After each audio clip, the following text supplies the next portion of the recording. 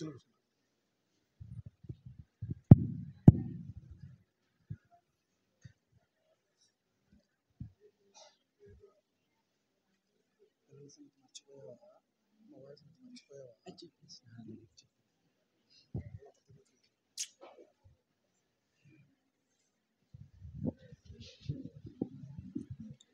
స్తోత్రం. హల్లెలూయా. మరొకసారి గమనించండి, మీ సెల్ ఫోన్ విషయంలో ఒకసారి చూడండి. నేను చెప్పిన తర్వాత మరలా వచ్చారు కదా కొందరు, ఒకసారి మీ ఫోన్లు ఉన్నాయేమో చూడండి. అక్కడ ఎవరో ఫోన్లు పోయినాయని దొరికినాయని చెప్తున్నది మీకేనమ్మా? ఎవరిదో ఫోన్ పోయింది, మీ ఫోన్లో ఉన్నాయేమో చూడండి. ఎవరి ఫోను రింగ్ అవ్వద్దు. ఉన్నాయా? మొబైల్ అంతా కూడా స్విచ్ ఆఫ్ పెట్టండి దయచేసి. మీ పిల్లల విషయంలో కూడా, మీ పిల్లల స్వరాలు కూడా వినపడద్దు. దేవునికి మహిమ కలుగును గాక. హల్లెలూయా. మరొకసారి చెప్తున్నాను, చిన్న పిల్లలు కలిగిన వాళ్ళు మౌనంగా ఉంటే మీరు కూర్చోండి. కానీ వాళ్ళు ఏమన్నా ఏడుస్తున్నట్టు శబ్దం చేస్తున్నట్టుంటే వారిని ఎత్తుకొని భుజాన వేసుకొని లేచి బయటికి వెళ్ళి వారిని ఆడిస్తూ అటు ఇటు తిరుగుతూ వాక్యము వినండి. దేవునికి స్తోత్రం కలుగును గాక. మరొకసారి ఈ యొక్క పునరుద్ధానపు ఉదయకాల ఆరాధనలో సమకూడి వచ్చినటువంటి దైవ సేవకులకు, విశ్వాసులకు, యవ్వనస్తులకు అందరికీ కూడా ప్రభు పేరట నా యొక్క వందనాలు. అందరికీ స్తోత్రం, అందరికీ స్తోత్రం, అందరికీ స్తోత్రం. ప్రకటన గ్రంథం 13వ అధ్యాయము 18వ వచనమును దయచేసి చదవండి. ప్రకటన గ్రంథం 13వ అధ్యాయము 18వ వచనం.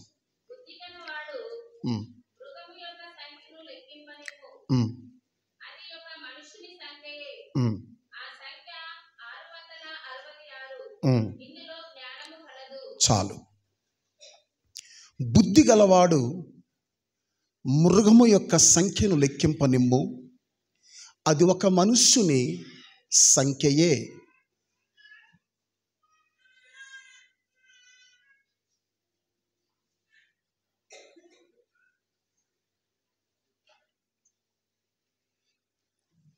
ఆ సంఖ్య 666.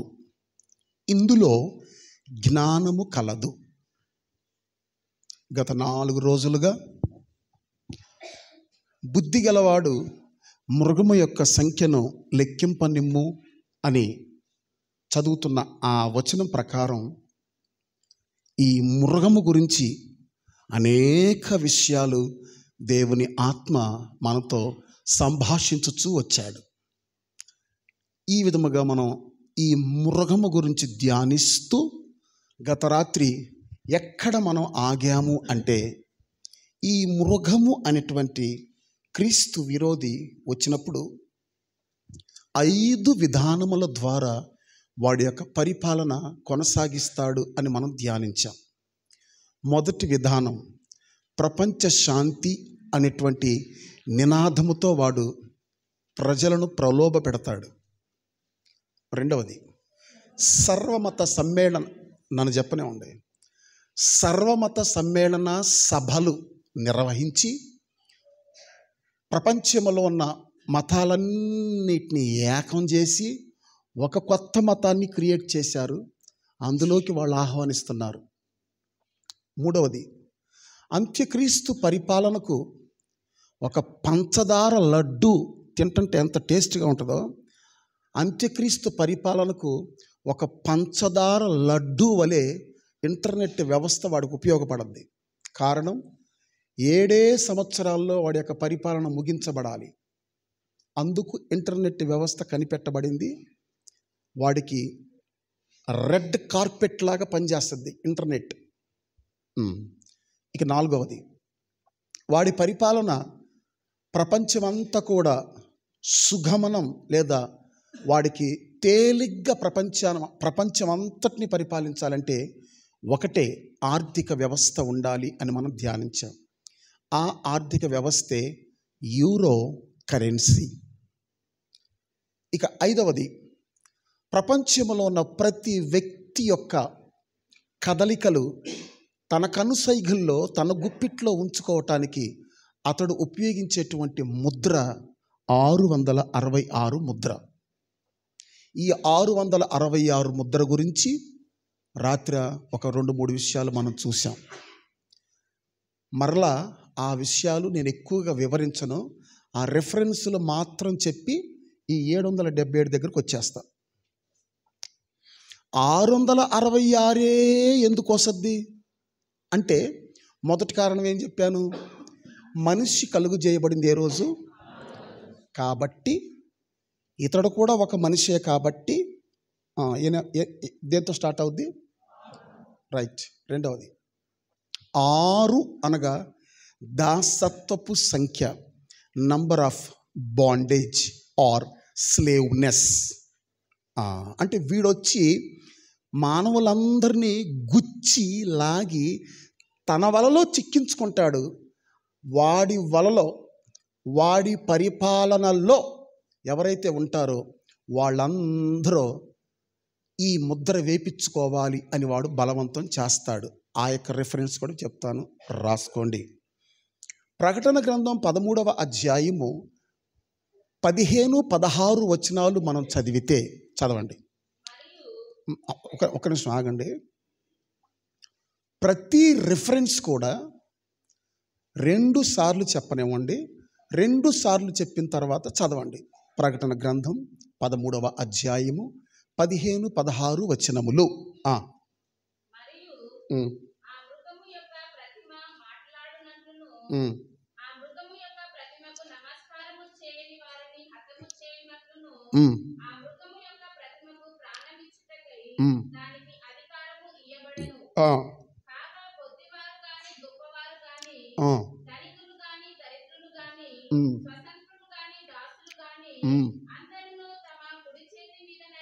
తమ కుడి చేతి మీదనైనను, అదిగో ఆ బొమ్మ చూడండి అక్కడ, అదిగో ఆ లాస్ట్ బొమ్మ, అన్నిటికంటే పైన లాస్ట్ బొమ్మ ఆ మూల మీద ఉందే, అదిగో ఆ బొమ్మ చూడండి. అది కుడి చెయ్య ఎడం చెయ్య? కుడి చెయ్యి. ఆ కుడి చేతిలో ఆ యొక్క బయోచిప్ వేస్తున్నారు. బయోచిప్ లోపలికి వేస్తున్నారు. ఇంజక్షన్ సూదిలో ఈ చిప్ పెట్టి ఒక వ్యక్తి చేతిలో వేస్తున్నారు. అది ఎక్కడ వేస్తున్నారు తెలుసా? స్వీడన్ అనే కంట్రీలో ఆల్రెడీ వేస్తున్నారు, వేయించుకుంటున్నారు. ఎంత దగ్గరకు వచ్చేసామో చూడండి. ఇక స్వీడన్, ఈ యూట్యూబ్లో ఆ వీడియో చూడవచ్చు మీరు. స్వీడన్ అనే కంట్రీలో అది వేస్తున్నారు, వేయించుకుంటున్నారు. కానీ ఇప్పుడు అది 666 ముద్రే అని అంటలేరు. అందరికి వేసిన తర్వాత అకస్మాత్తుగా పేపర్లోకి వస్తుంది, అంతా 666 అని హెడ్లైన్లో వస్తుంది. అంతేక అంతా వేసేసిన తర్వాత తీసుకోలేరుగా. ఇప్పుడు తినేసాం, కక్కలేంగా. అది కొన్ని విషయాలు ఎట్టుంటాయి. ఇప్పుడు దాకా మీరు తిన్నది ఏంటో తెలుసా? అంటే ఎవరైతే తింటున్నారో వాళ్ళకి చాలా టేస్ట్గా ఉంటుంది. టేస్ట్గా అది పలానా మాంసం అని వాళ్ళకి తెలియదు. మటన్ అనుకుంటారు. నాకు కూడా తెలవలా. చీరాలు ఎత్తి గాడిద మాంసం పెట్టే తినేసా. అంతా తిన్న తర్వాత నేను అడుగుతున్నా, ఏంటి మటన్ ఏంటి ఇంత గట్టిగా ఉంది అంటే, పొట్టేలా ముదిరిపోయింది అంటున్నా. బ్రదర్ గారు అది గాడిద అంటున్నారా. ఇక తినేశాక కక్కటానికి వీలు కాదుగా. ముద్ర వేసేసారుగా, ఇంకా బయటికి తీసుకోవటానికి వీలు కాదుగా. అందరికి వేసిన తర్వాత ప్రకటిస్తారు, అంతా 666. ఎంత మోసపోయేవరా అనుకుంటారు జనాలు. మోసపోకూడదని కొద్ది గుంపైనటువంటి ప్రభు మనకు బోధిస్తున్నాడు. దేవునికి స్తోత్రం కలుగును గాక. అందరూ తమ కుడి చేతి మీద కానీ తమ నొసట యందు కానీ ఆ ముద్ర వేయించుకున్నట్లు చదవండి. అనగా ఆ మృగము పేరైనను దాని పేరిట సంఖ్య అయినను గలవాడు తప్ప క్రయ విక్రయములు చేయుటకు మరి ఎవనికి నీ అధికారము లేకుండానట్లు క్రయ విక్రయాలు అంటే అర్థం చెప్పండి. కొనటం కొద్ది రోజుల్లో జరగబోయే చరిత్ర. నువ్వు ఒక పొలం కొనాలన్నా నీకు ఈ ముద్ర ఉండాలి, నీ బాడీలో ఆ చిప్ ఉండాలి. నీకు ఎవరైతే అమ్ముతారో వాళ్ళకు కూడా ఇద్దరు వచ్చి సబ్ రిజిస్టర్ ఆఫీసులో స్కాన్ చేయాలి. ఇట్లా స్కాన్ చేయగానే వాళ్ళ పేరు మీద నుంచి నీ పేరు మీదకి ట్రాన్స్ఫర్ అయిపోద్ది. ఇక వేలు ముద్రలో సంతకాలు, తోటకూర ఇవన్నీ పోతాయి, పాత పద్ధతి అంతా పోద్ది. ఇద్దరు వచ్చి చేతులు పెట్టాలంతే. చేతులు పెట్టగానే ఎంఆర్ఓ ఆ బటన్ క్లిక్ చేస్తాడు. చేయగానే వాళ్ళ వాళ్ళ వాళ్ళ పేరు మీద ఉన్న పొలం నీ పేరు మీదకి వచ్చేస్తుంది. ఒకవేళ నువ్వు అమ్ముతుంటే నీ పేరు మీద ఉన్న స్థలం వాళ్ళ పేరు మీదకి వచ్చేస్తుంది. ఇద్దరు నమస్తే చెప్పుకొని బయటకు వచ్చేయటం, ఇంకంతే. ఇదే రాబోయే కాలం. దేవునికి స్తోత్రం కలుగును గాక. క్రయ విక్రయములు అనగా కొనటము అమ్మటం. నువ్వు ఒక పాల ప్యాకెట్ కొనాలంటే నీకు అది ఉండాలి, ఆ పాల ప్యాకెట్ వాడు అమ్మాలంటే వాడికి అది ఉండాలి. అసలు ఇది లేకుండా ఇక మనిషి బ్రతకటానికి వీల్లేదు. అతి త్వరలో రాబోతున్న కాలం అది. ఇది లేకుండా మనిషి బ్రతకటానికి వీల్లేదు. ఆ ముద్ర వేయించుకున్నట్లు అది వారిని బలవంతం చేస్తుంది. ఏం చేస్తుంది? ప్రారంభంలో బలవంతం ఉండదంట. ఆధార్ కార్డు ఇచ్చేటప్పుడు కూడా అట్టాగన్నారు. అదేం లేదులే, అదొక నేషనల్ గుర్తింపు, ఒక జాతీయ గుర్తింపు. అది పెద్దగా తీసుకున్న ఒకటే తీసుకోపోయిన ఒకటే అన్నారు 2008, 9, 10, 11, 12, 13 ఆ హయాంలో. ఇక 15 నుంచి అందరికీ ఉచ్చు బిగించారు. ఆధార్ ఉంటేనే ఆధారం, ఆధార్ ఉంటేనే. మళ్ళీ ఆధార్కి అన్ని లింక్ చేయాలి, డ్రైవింగ్ లైసెన్స్ అన్ని లింక్ చేయాలి. అంటే దాని అర్థం ఏంటి? ఒక్క ఆధార్ నంబర్ కొడితే చాలు నీకు అసలు ఏది ఉంది ఏది లేదు మొత్తం తెలిసిపోతుంది. దానికి లింక్ చేయటం అర్థం అదే. అతి త్వరలో ఆ ఆధార్ కాస్త తీసుకొచ్చి దేనికి లింక్ చేస్తారు? 666. ఈ 666 కాస్త దేనికి తీసుకొచ్చి దేనికి లింక్ చేస్తారు? ఆ చిప్పుకి. ఆ చిప్పు తీసుకొచ్చి ఎందులో వేస్తారు? శరీరంలో. అంటే అర్థం ఏంటి? నువ్వు బ్రతికున్నంత వరకు పథకాలు వస్తాయి, నువ్వు చచ్చిపోయి సమాధిలో ఉన్నప్పుడు నీ పేరు మీద ఇంకొకరు పథకాలు తీసుకోవటానికి వీలు పడదేక. అంటే దాని అర్థం ఏంటి? మనిషి ప్రారంభము 6తోనే, అంతము 6తోనే. ఇదండి స్పష్టమైనటువంటి వివరణ. మనిషి ప్రారంభము 6తోనే, అంతము 6తోనే. దేవునికి స్తోత్రం కలుగును గాక. ఇప్పుడు అది బలవంతం చేస్తుంది అని ఉంది. బలవంతం. నేనేమంటున్నానంటే, నాకేం అర్థమవుతుందంటే, అది మంచిదైతే బలవంతం ఎందుకు చేయాలి? అర్థమవుతుందా మీకు విషయం? అది మంచిదైతే బలవంతం ఎందుకు చేయాలి? అది మంచిది కాబట్టే ఏం చేస్తున్నారు?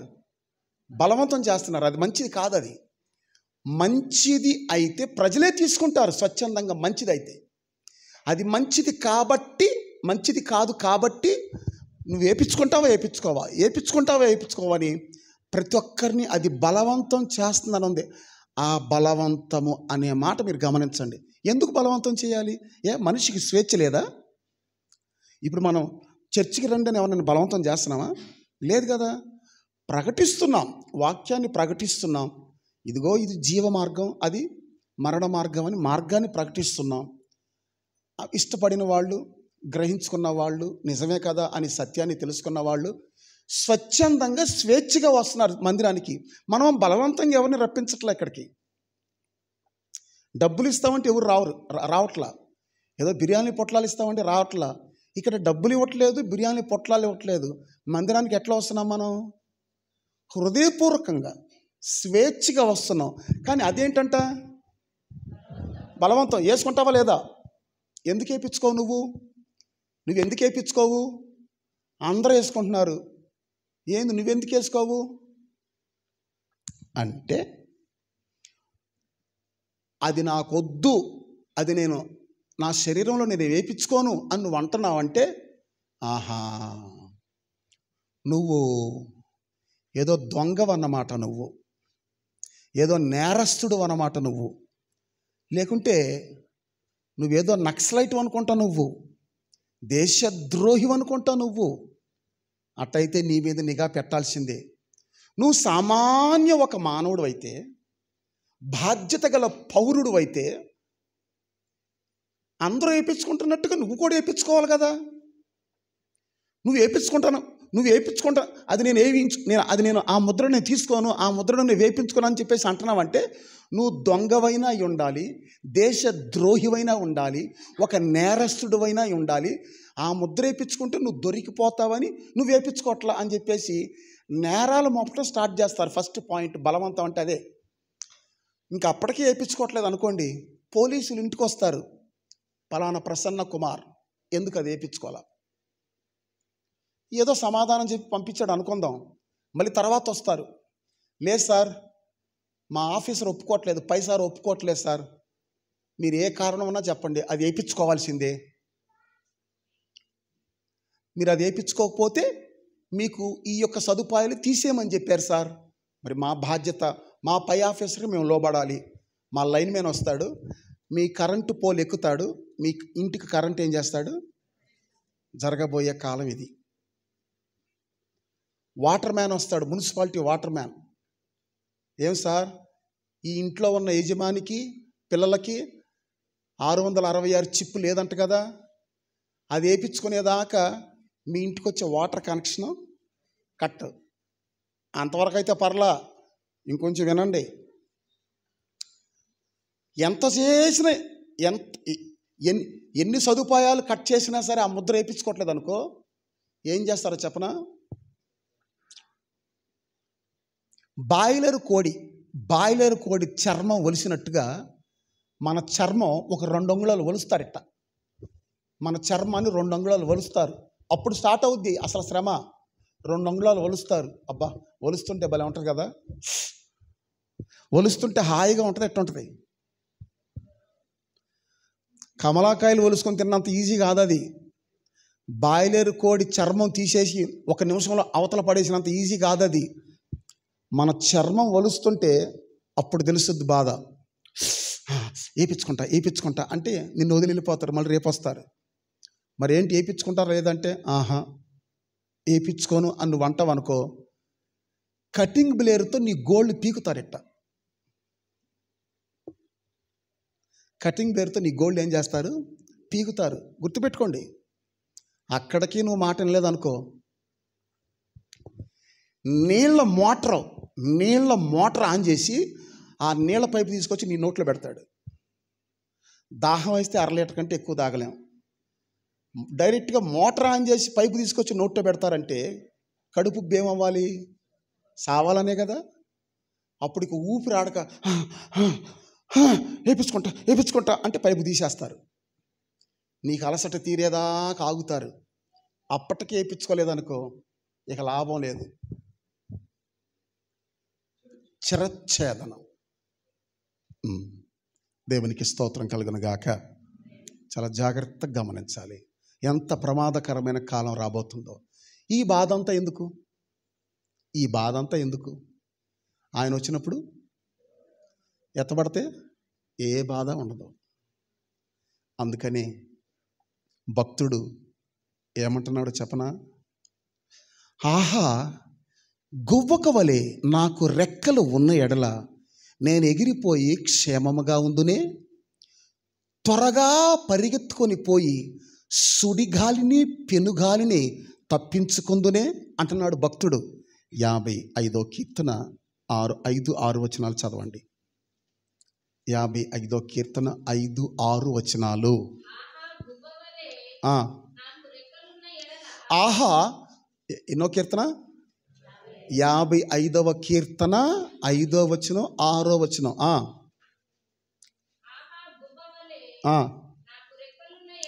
గువ్వవలే నాకు రెక్కలు ఉన్న ఎడల ఎగిరిపోయి నెమ్మదిగా ఉందునే, త్వరపడి దూరముగా పారిపోయి పెనుగాలిని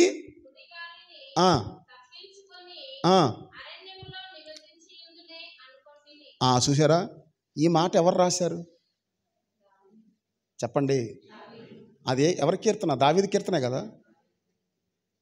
ఈ మాట రాయవలసిన కర్మ ఆయనకేంటి? వాక్యం జాగ్రత్తగా వినండి. ఈ ఈ క్రీస్తు రాజ్యము అంత్యక్రీస్తు రాజ్యం అనేటువంటి సబ్జెక్ట్లో ఇదే లాస్ట్ రోజు. ఇక ఆ వాక్యం రాయవలసిన కర్మ దావీదుకి ఏంటి? దావీదు ఎవరు? సాధారణంగా అలెగ్జాండర్ ది గ్రేట్ అన్నట్టు దావీదును రాజు అనరు, మహారాజు అంటారు. దావీదుని ఏమంటారు? దావీదు మహారాజు అంటారు సాధారణంగా. అటువంటి మహారాజు అంటే అర్థం ఏంటి? అతనికి వేల సైనికులు, గుర్రాలు, రథాలు, మంత్రులు. ఒకరిని రమ్మంటే వస్తాడు, పొమ్మంటే పోతాడు. ఆయనకి ఏమైనా ఎదురుందా? దావీదు మాటకు అసలు ఎదురే లేదు. దావీదేనే కాదు, రాజు మాటకు ఎదురు ఉంటుందా? ఉండదు. అటువంటి రాజు ఏమంటున్నాడు తెలుసా? వణుకును, దిగులును, భయమును నాకు కలిగెను. ఆ పై వచనం అంటే 4వ వచనమా లేకుంటే చూడండి 5వ వచనమేనా?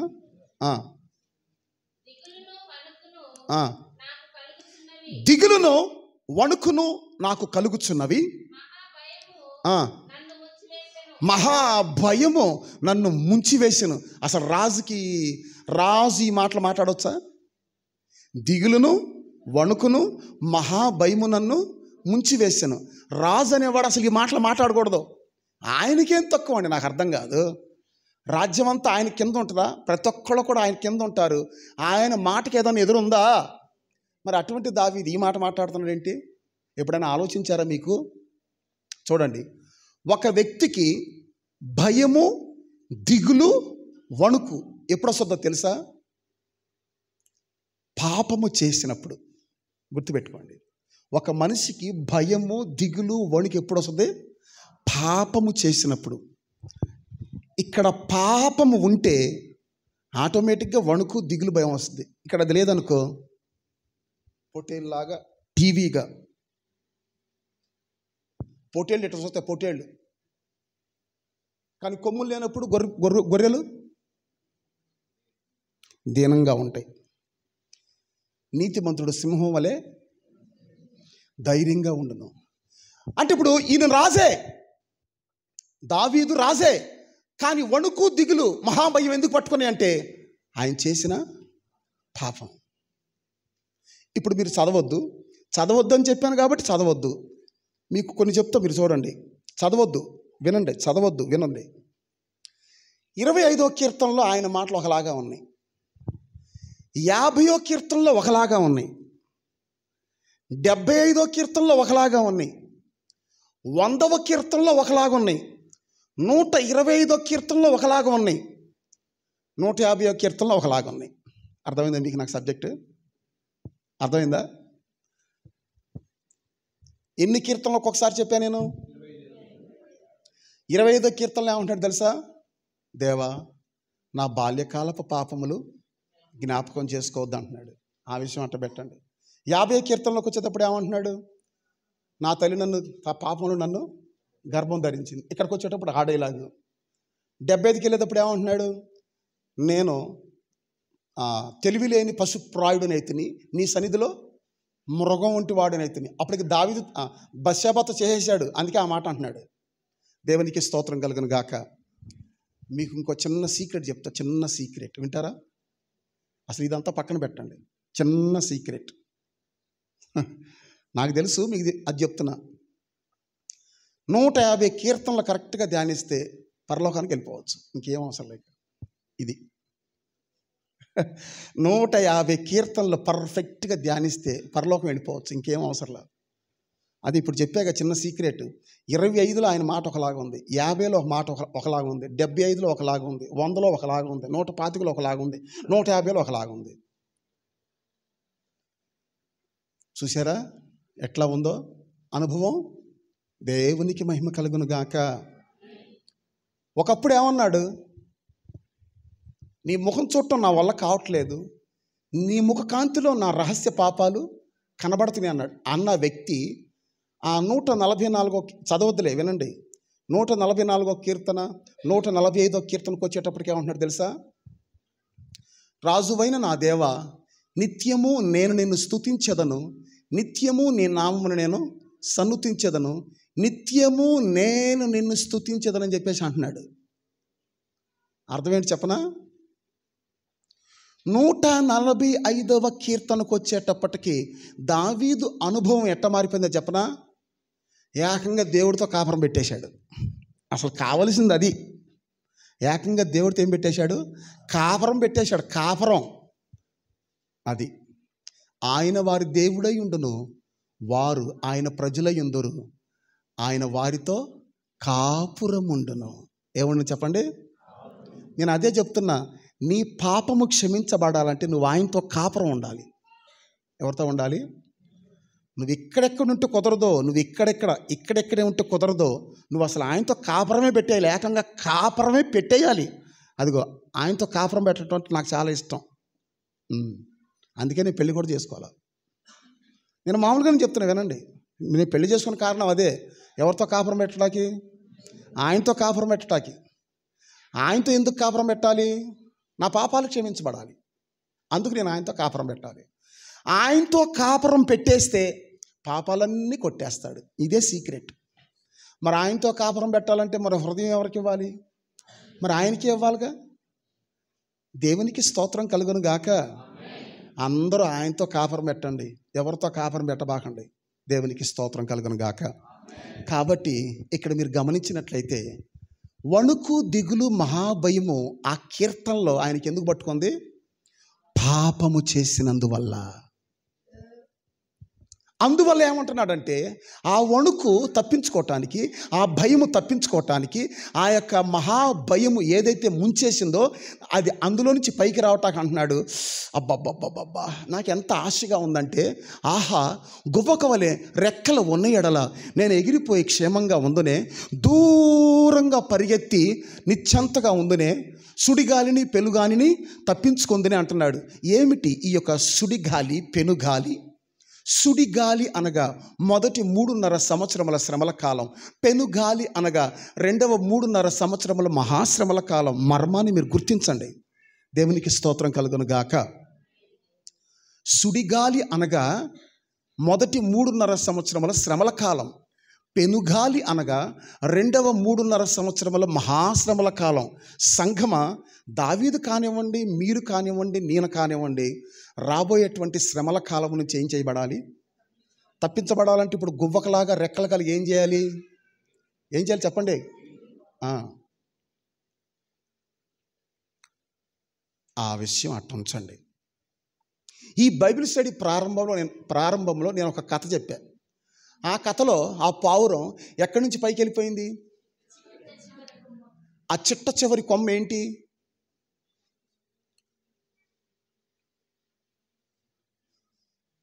ఇంతలోనే మర్చిపోయారా? ఏంటన్నా చిట్ట చివరి కొమ్మ ఏంటి? వినలేదా నువ్వు? వినలేదు. ప్రకటన గ్రంథం.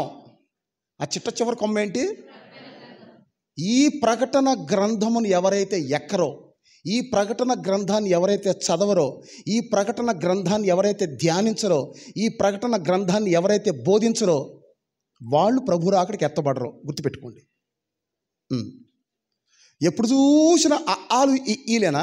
ఎప్పుడు చూసిన ఆదికాండం, నిర్గమాకాండం, ఆశీర్వాదాలు ఇవేనా? ఇక సంఘమా, మన హృదయం దేవునికి సమీపంగా మారాలంటే రాబో ఉగ్రత గురించి అణువణువు ధ్యానించండి, బాగా ధ్యానించండి. ఉగ్రత ఎంత భయంకరంగా రాబోతుందో. ఇది మంచిదైతే బలవంతం ఎందుకు చేయాలి అంటే, బలవంతం చేస్తున్నారంటే ఇదేం కాదు, మంచిది కాదు. దేవునికి స్తోత్రం కలుగును గాక. మరి ఇప్పుడు ఎట్లా? రాత్రి నేను ఎక్కడ ఆపాను? ఆగండి, చెప్తాను వినండి. ప్రసన్న, నీ బైబిల్ తీసుకునిట్రా.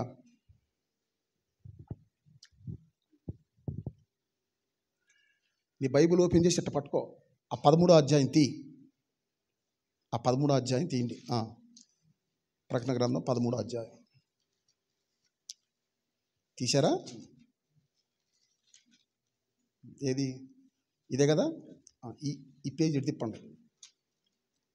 ఈ మైక్ ఒకసారి ఇట్ట పట్టుకోండి. మీరు బైబిల్ ఎట్ట పట్టుకుంటారంటే ఇట్ట పట్టుకోండి. ఒక 2 నిమిషాలు ఇట్ట పట్టుకోండి. మీ బైబిల్ ఇట్ట పట్టుకోండి, నేను చెప్తాను. Right, okay.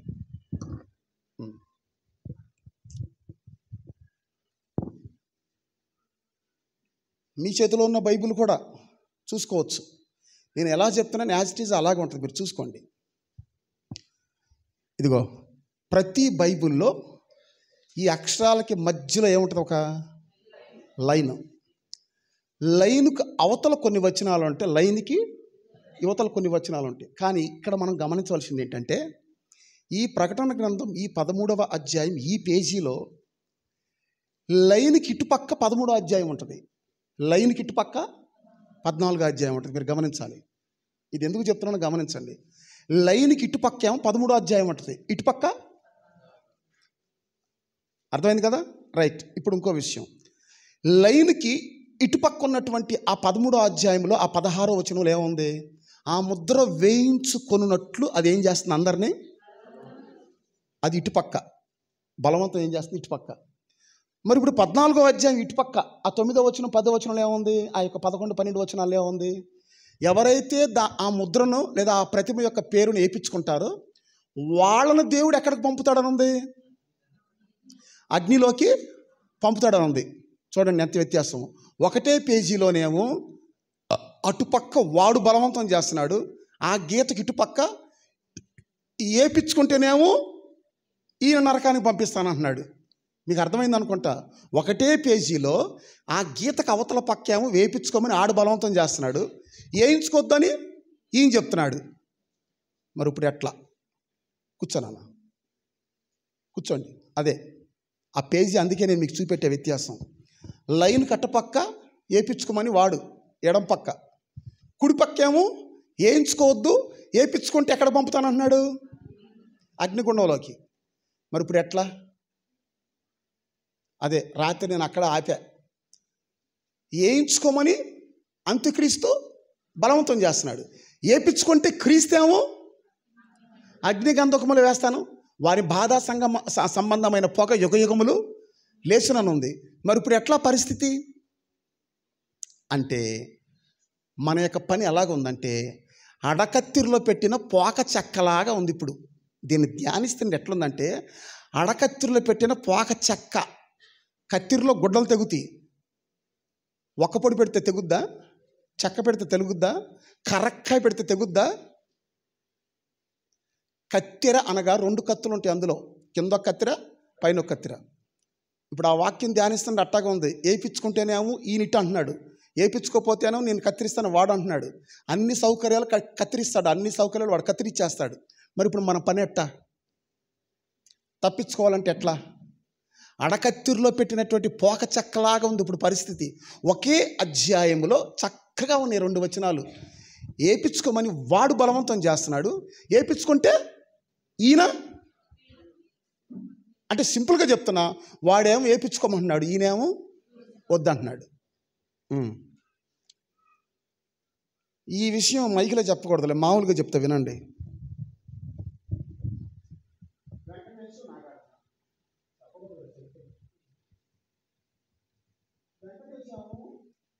మనపురంలో గోల్డ్ అమ్మన్నాడు, నాగార్జునేమో కళ్యాణ్ నుంచి గోల్డ్ కొనన్నాడు.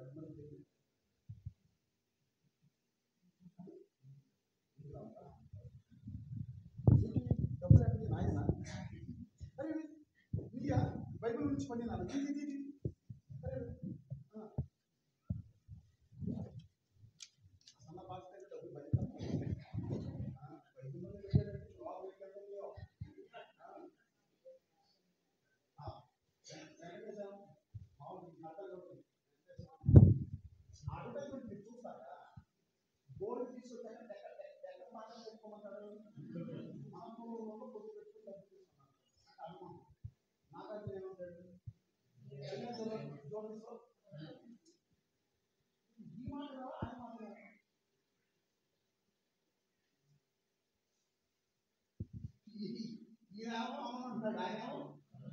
విషయం ఏంటంటే పాతకాలంలో ఇద్దరు బాగా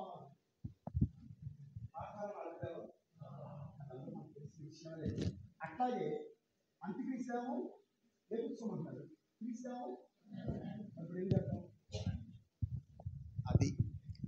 అది క్రీస్తేమో వద్దంటున్నాడు, అంత్యక్రీస్తేమో. మరి ఇప్పుడు ఎట్లాగంటే ఈ బొమ్మ చూడండి, ఈ 4 రోజుల నుంచి ఈ బొమ్మ నేను ముట్టుకోవాలా, ఇప్పుడు ముట్టుకున్నా. ఏం బొమ్మ ఇది? రహస్య రాకడ వస్తున్నట్టుగాను, రహస్య రాకడలో సంపూర్ణముగా తమను తాము సిద్ధపరచుకున్నటువంటి పరిశుద్ధులు అనేవాళ్ళు, లేదా దైవ సేవకులు అనేవాళ్ళు, విశ్వాసులు అనేవాళ్ళు, వాళ్ళ పిలుపులో నమ్మకంగా ఉండి సంపూర్ణపరచబడినటువంటి వాళ్ళు రాకడలో ఎత్తబడుతున్నటువంటి ఒక దృశ్యం. ఈ దృశ్యంలో, ఈ చిత్రములో మనం ఉండాలి అంటే, 666 తప్పించుకోవాలి అంటే, నరకాన్ని తప్పించుకోవాలి అంటే, యుగయుగాలు వారి బాధ సంబంధమైనటువంటి పొగ తప్పించుకోవాలి అంటే 777 కావాలి. ఇక్కడికి వచ్చేసి ఎప్పుడు నేను ఇది చెప్పటానికి ఎంతసేపు నేను లాగాను. పైన ఒక కత్తిర, కింద ఒక కత్తిర. వాడేమో వేయించుకోమంటున్నాడు, ఈయనేమో. మరి పరిష్కారం ఏంటి అంటే, ఆహా గువ్వకలాగా రెక్కల ఉన్న ఎడలు నేను ఎగిరిపోయి క్షేమంగా ఉందనే దూరముగా పారిపోయి. ఆ మాట నాకు చాలా ఇంట్రెస్ట్. దూరముగా పారిపోయి అంటే ఎంత దూరం ఎవరికి తెలియదు, కానీ అదేంటో చెప్తాను చూడండి. దూరముగా పారిపోయి అంటే ఎంత దూరం చెప్పనా? మీరు కొంచెం ఒకసారి ఊహించుకోండి. భూలోకం నుంచి పరలోకం ఎంత దూరం? అంత దూరం. దూరం అంటే ఏంటి? భూలోకం నుంచి పరలోకం ఎంత దూరం? అంత దూరం. ఎంత దూరమో చెప్పనా? కీర్తనల గ్రంథం 48వ అధ్యాయము 2వ వచనాన్ని చక్కగా చదువుతారా? కీర్తనల గ్రంథం 48వ అధ్యాయము చక్కగా చదవండి. 2వ వచనం. అందరూ చూడాలి దయచేసి. ఉత్తర దిక్కున మహారాజు పట్టణమైన సియోను పర్వతము రమ్యమైన ఎత్తుగల చోట ఉంచబడి సర్వభూమికి. ఇప్పుడు చెప్పండి, సియోను ఎక్కడుంది? భక్తులు పాట పాడుతున్నారు. సియోను శిఖరాగ్రము నీ సింహాసనమాయేనా, సియోను శిఖరాగ్రము నీ సింహాసనమాయేనా, సియోనులో నిన్ను చూడాలని, సియోనులో నిన్ను చూడాలని ఆశతో ఉన్నాను నా యేసయ్యా, సియోనులో నిన్ను చూడాలని ఆశతో ఉన్నాను నా యేసయ్యా. ఆయన చూడాలంటే అక్కడికి వెళ్ళాలి, ఇక్కడ వీలుపడదు. ఒక విధంగా చెప్పాలంటే పౌలు అంటున్నాడు, రక్త మాంసములు దేవుని యొక్క రాజ్యాన్ని పరలోకి వెళ్ళాలంటే 2 మార్గాలు. ఒకటి, ప్రభు రాకడకు ముందు చచ్చిపోయి సమాధిలో ఉండాలి, పునరుద్ధానం చెందొచ్చు. లేదా ప్రభు రాకడ వచ్చే టయానికి సజీవులుగా ఉండాలి. ఈ 2 మార్గాలే. ఈ 2 విధానములలో మన శరీరం మార్చబడి మహిమా శరీరముగా మార్చబడి పరలోకానికి ఎత్తబడతాం. ఇదే విషయం, ఇదే ఆ యొక్క దృశ్యం.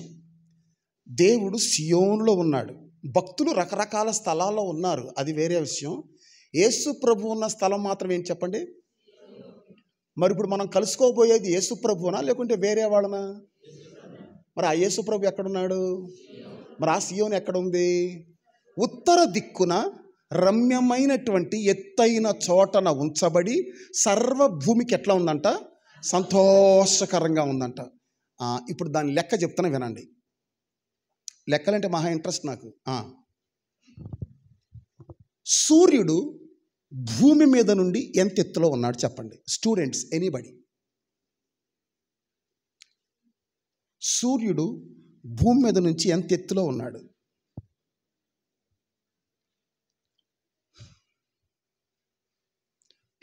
తర్వాత మీరు నెట్లో చెక్ చేసుకోండి కావాలంటే. 9,18,00,000 కిలోమీటర్ల పైన ఉన్నాడు సూర్యుడు. ఎంత పైన ఉన్నాడు? 9,18,00,000 కిలోమీటర్ల పైన ఉన్నాడు సూర్యుడు. దేవునికి స్తోత్రం కలుగును గాక.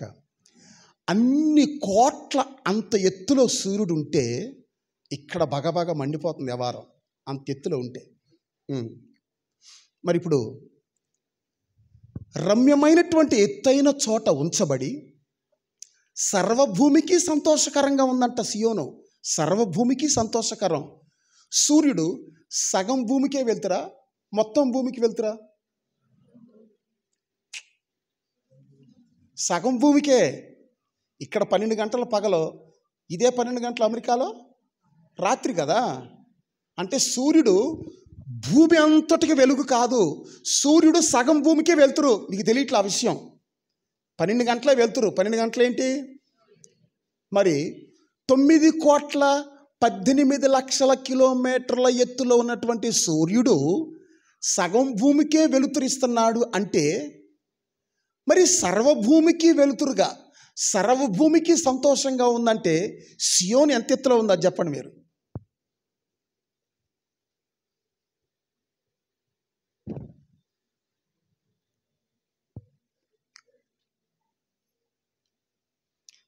ఇంకా మీకు అసలు క్లూ దొరకలేదా? లెక్క అర్థం కాలేదా?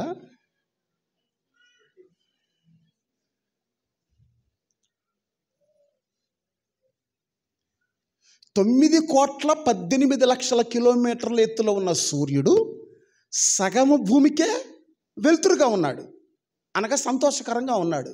మరి సియోను సర్వభూమికి సంతోషకరంగా ఉందంటే సియోను ఎంత ఎత్తులో ఉంది? అందరూ చప్పట్లు కూడా, అందరు గట్టిగా. అది మీరే చెప్పారు కాబట్టి చప్పట్లు కొట్టనిచ్చా, లేకుంటే నేను చెప్తే కొట్టనిచ్చేవాడు కాదు. అర్థమైంది విషయం? ఖచ్చితంగా నేను చెప్తున్నాను, గుర్తుపెట్టుకోండి. పరిశుద్ధాత్మ దేవుడు నాకు చెబుతున్నాడు, ఆ విషయం మీకు చెప్తున్నా. సియోను పర్వతం అనేది ఉత్తర దిక్కున సియోను పర్వతం అనేది రమ్యమైన ఎత్తైన చోట ఉంచబడి సర్వభూమికి సంతోషకరంగా ఉంది. ఆ ఎత్తు ఎంతో తెలుసా? 18,36,00,000 కిలోమీటర్ల ఎత్తులో సియోను దేవుడు కడుతున్నాడు. అక్కడ ఉంటాడు యేసు ప్రభు. ఎక్కడ ఉంటాడు చెప్పండి? పావురాలు కింద ఉంటాయా, గుడుల మీద, గోపురాల మీద ఉంటాయా?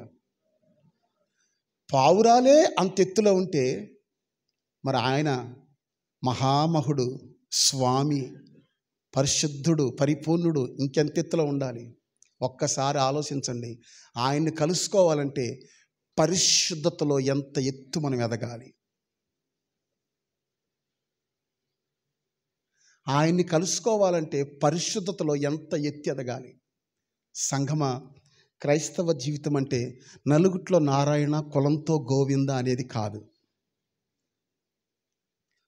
సగం పరిశుద్ధత, అర పరిశుద్ధత, పావు పరిశుద్ధత, 50 గ్రాముల పరిశుద్ధత, 200 గ్రాముల పరిశుద్ధత. ఆ ప్లేసుల్లో దేవుడు ఉండడు. ఏ పరిశుద్ధ ప్లేసులో ఉంటాడు? పరిపూర్ణ సౌందర్యమైన సియోను అనుంది. ఎక్కడ చెప్పండి ఆయన ఉన్నది? పరిపూర్ణ సౌందర్యమైన సియోను. సౌందర్యంలో కూడా పరిపూర్ణత. ఏం చెప్పండి? కొంతమందికి సౌందర్యం ఎక్కడ ఉంటుంది చెప్పనా? సౌందర్యం కొంతమందికి వాళ్ళ ముక్కులో ఉంటుంది సౌందర్యం. కొంతమందికి వాళ్ళ కళ్ళల్లో ఉంటుంది సౌందర్యం. కొంతమందికి వారి బొగ్గల్లో ఉంటుంది సౌందర్యం. కొంతమందికి వారి యొక్క వెంట్రుకల్లో ఉంటుంది సౌందర్యం. మనుషులకు ఒక్కొక్క అవయవములో వారి యొక్క సౌందర్యం దాగి ఉంటుంది. కానీ యేసు ప్రభువుకి అట్ట కాదు. అణువణువు సౌందర్యమే. ముక్కు సౌందర్యమే, కళ్ళు సౌందర్యమే, పళ్ళు సౌందర్యమే. అసలు ఒక్కటి కాదండి బాబు, అణువణువు సౌందర్యమే. అణువణువు మొత్తం సౌందర్యమే, మొత్తం సౌందర్యమే. ఇంకొక విచిత్రం ఏంటంటే, యేసు ప్రభువుని చూస్తుంటే అమ్మాయిలకి పిచ్చపట్టదంట, యేసు ప్రభువుని చూస్తుంటే అబ్బాయిలకే పిచ్చపడద్దంట. ఎంత సౌందర్యం! యేసు ప్రభువుని చూస్తుంటే అమ్మాయిలు ఆకర్షితులు అవ్వరంట. యేసు ప్రభువుని చూస్తుంటే ఎవరవుతారు ఆకర్షితులు? మగాళ్ళే ఆకర్షితులై ఫ్లాట్ అయిపోతారంట. ఆయన చూడగానే ఫ్లాట్ అయిపోతారంట. ఏ పేతురు, నీ వల వదిలేసి రో రో రో అని యేసు ప్రభు కేకలేదంట, ఇట్ట అన్నాడంట. వాళ్ళు వచ్చేసారంట. ఆయన సూపులో అంతంత పవరు, దేవుడికి స్తోత్రం కలుగును గాక. పెద్ద కేకలేవలసిన అవసరం లేదు. ఇట్ట అన్నాడంట పేతుర్ని, మార్కుని, యోహాన్ని. ఒక చిరునవ్వు నవ్వి ఇట్లా అన్నాడంట. వాళ్ళేంటో అయస్కాంతానికి ఇనప ముక్కలు అతుక్కుపోయినట్టు వచ్చి అతుక్కుపోయారు. ఆయన అందం గురించి మాట్లాడాలంటే నాకు చాలా ఇష్టం. యేసుప్రభు అందం గురించి మాట్లాడాలంటే. ఇప్పుడు ఒక పాట, ఆయన అందం. నుదుట దోగాడు నీ నీలి ముంగురులు, రక్తవర్ణం బాయే రత్నాంబరుడా. నుదుట దోగాడు నీ నీలి ముంగురులు, రక్తవర్ణం బాయే రత్నాంబరుడా. పురుషులే కాంక్షించు నీ అంద చందములు, పురుషులే కాంక్షించు నీ అంద చందములు, నన్ను అందలము నెక్కించ నలుపాయే స్వామి, నన్ను అందలము నెక్కించ నలుపాయే స్వామి. నలుపును తెలుపుగా చేయను నీవు నరిగి నల్లేరువైతివి, గరుకును నునుపుగా చేయను నీవు కరిగి కొల్లేరువైతివి. నలుపును తెలుపుగా చేయను నీవు నలిగి నల్లేరువైతివి, గరుకును నునుపుగా చేయను నీవు కరిగి కొల్లేరువైతివి. ఏమని వర్ణింతును నీ ప్రేమను, ఏమని వివరింతును నీ సంతాపము, ఏమని వివరింతును.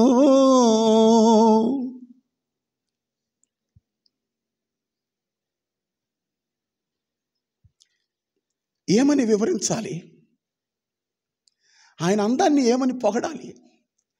ఎలా పొగిడితే ఆయనకి సంతోషం? ఎలా పొగిడితే నా ప్రియుడు ఆనందంగా ఉంటాడు? ఏ విధంగా పొగడాలి? అసలు ఆయన ఏమని పొగడాలి? ఏమని పాడాలి? ఆయన యొక్క నీలి ముంగురులంట కృష్ణ పక్షము వలె, కాక పక్షము వలె కృష్ణ వర్ణములు. ఆయన జుట్టు ఉంగరాలు ఉంగరాలు ఉంగరాలు ఉంగరం ఉంటుందంట. ఇట్లా పిలవగానే అయస్కాంతానికి ఇనప మొక్కలు అతుక్కుపోయినట్టు 12 మంది ఆయనకి ఏమైపోయారు? అతుక్కుపోయారు. పురుషులే కాంక్షించు నీ అంద చందములు. అమ్మాయిలు కాదంట, ఆయన చూసి ఆకర్షితులయ్యేది అమ్మాయిలు కాదు, మగాళ్ళే అతుక్కుపోతారంట ఆయనకి. అబ్బా అంత అందం. సాధారణంగా సృష్టిలో మనం చూసేది ఏంటి? అమ్మాయిలకి అబ్బాయిలు ఆకర్షితులు అవుతారు, అబ్బాయిలకి అమ్మాయిలు ఆకర్షితులు అవుతారు. కానీ ఆయన విషయం అట్ట కాదంట, మగాళ్ళే ఆయనకి ఫ్లాట్ అయిపోతారంట. వావ్ ఎంత అందం! ఏమని వర్ణించాలి? వర్ణించటానికి మాటలు సరిపోట్లా. అటువంటి పరిపూర్ణమైన సౌందర్య సియోనులో ఉన్నాడు. ఎవరు చెప్పండి? యేసు ప్రభు. అక్కడికి వెళితే కానీ ఈ సుడిగాలి పెనుగాలి ఏం చేయగలం? తప్పించుకోగలం. హల్లెలూయా చెప్పండి గట్టిగా. సో ఆ విధముగా ఆ ప్రభు రాకడలో ఎత్తబడటానికి, సౌందర్య సియోనులో చేరుకోవటానికి, ప్రభు యొక్క ముఖాన్ని దర్శించటానికి, యుగములు ఆయన యొక్క దాసులు ఆయన ముఖ దర్శనము చేయుచుందురు అనే వాక్యము మన పట్ల నెరవేరాలి అంటే 666 తప్పించుకోవాలంటే 777 కావాలి. 777 చూద్దాం. ఈ 777 ఎక్కడుంది? 777 అంటే అర్థం ఏంటి? 666 అనగానే వీడు వచ్చేస్తాడు. నెంబర్ 1 అనగానే స్టూడెంట్ ఏమనాలి? క్లాస్ రూమ్లో ఎస్ ప్రజెంట్ సార్ అనాలి. నెంబర్ 10 అనగానే ఎస్ ప్రజెంట్ అనాలి. అట్లాగే నెంబర్ 666 అనగానే వీడు వచ్చేస్తాడు. మరి ఇప్పుడు మనం ఏమనాలి? మనం ఏమంటాం?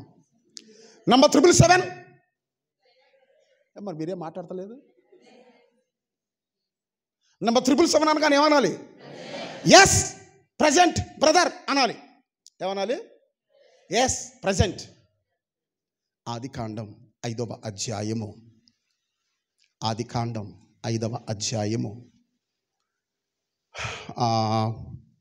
29, 30, 31 వచనాలు చూడండి. ఆదికాండం 5వ అధ్యాయము 29, 30, 31. అందరూ బైబిల్ చూడాలి.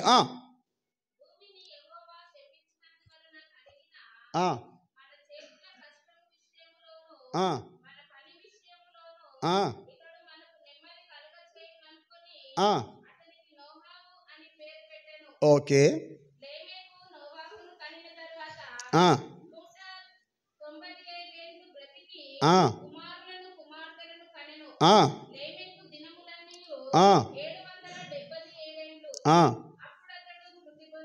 దేవునికి మహిమ కలుగును గాక. ఆదాము వంశావళిలో కొంతమంది ప్రముఖ వ్యక్తులను మనం చూస్తున్నాం. గమనించండి, ఆదికాండం 5వ అధ్యాయం అంతా కూడా ఆదాము వంశావళి వ్రాయబడింది. గమనించండి, ఆదాముకు ఫస్ట్ పుట్టింది ఎవరు? కయోను. తర్వాత పుట్టింది ఎవరు? కయోను హేబేలును చంపాడు, హేబేలు చచ్చిపోయాడు. హేబేలును చచ్చినందువల్ల కయోనును దేవుడు ఏం చేశాడు? దేశదిమ్మరిగా మార్చేశాడు. వాళ్ళిద్దరి కథ అంతటితో మళ్ళీ సంతానం కొత్తగా వచ్చింది. ఆదాముకు షేతు పుట్టాడు. ఆ షేతు వంశంలో నుంచి యేసుప్రభు వచ్చాడు. అసలు పెద్ద లెక్క ఇది, చాలా పెద్ద లెక్క. ప్రభు చిత్తం అయితే మరొకసారి మీ మధ్యలోకి వచ్చినప్పుడు నేను చెబుతా. ఇది ఒక పెద్ద లెక్క, ఇది చాలా పెద్ద లెక్క. అందులో చాలా ఆత్మీయ కోణాలు ఉన్నాయి, కోణాలు. షేతు వంశంలో నుంచి యేసుప్రభు వచ్చాడు. ఆ విషయం అట్ట పెట్టండి. ఈ 5వ అధ్యాయంలో ఆదాము యొక్క వంశావళి మనం చదువుతున్నాం. వంశావళి. ఈ ఆదాము యొక్క వంశావళిలో కొంతమంది ప్రముఖులు ఉన్నారు. ప్రముఖులు 2 వ్యక్తుల్ని మీకు చెప్తా. 2 వ్యక్తులు, చాలామంది ఉన్నారు. 2 వ్యక్తులు. ఒకటి హానోకు, రెండవది లెమెకు. ఒకటెవరు? హానోకు, రెండవది. ఇక హానోకు విషయం మనందరికీ తెలిసిందే. ఏంటి? అతడు దేవుడితో నడిచిన కాబట్టి, దేవుడు అతను తీసుకొని పోయి కాబట్టి అతడు లేకపోయిన అనుంది. ఈ హానోకు ఆదాము దగ్గర నుంచి 7వ వాడు. 7వ వాడు. ఆదాము నుండి హానోకు 7వ వ్యక్తి, కేవలం 7వ వ్యక్తి అంతే. అప్పట్లో ఆయుష్కాలం 100 సంవత్సరాలు. 7వ వ్యక్తి కాబట్టి దేవునితో నడుచుటలో సంపూర్ణుడైపోయాడు. కాబట్టి ఏమైపోయాడు చెప్పండి?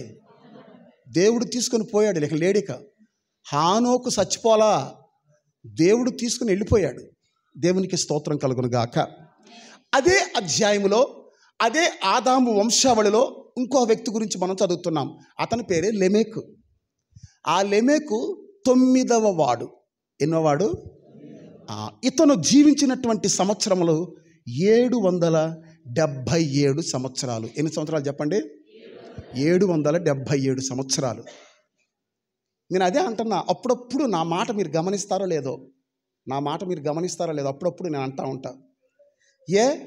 6వ అధ్యాయంలోనే ఎందుకు రాయబడాలి, 66వ వచనంలోనే ఎందుకు రాయబడాలి అని రాత్రి నేను ఎతుమతంగా మాట్లాడి, గుర్తుందా మీకు?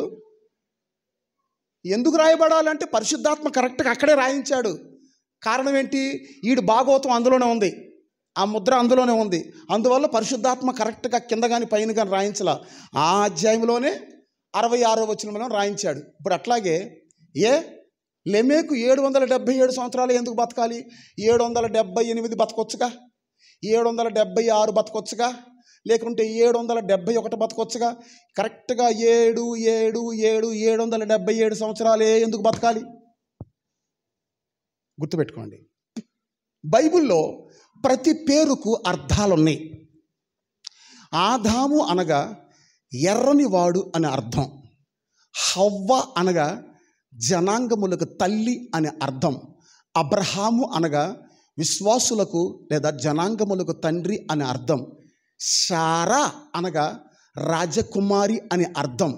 శారాయి అనగా జగడగొండి అని అర్థం. నయోమి అనగా మధురము అని అర్థం.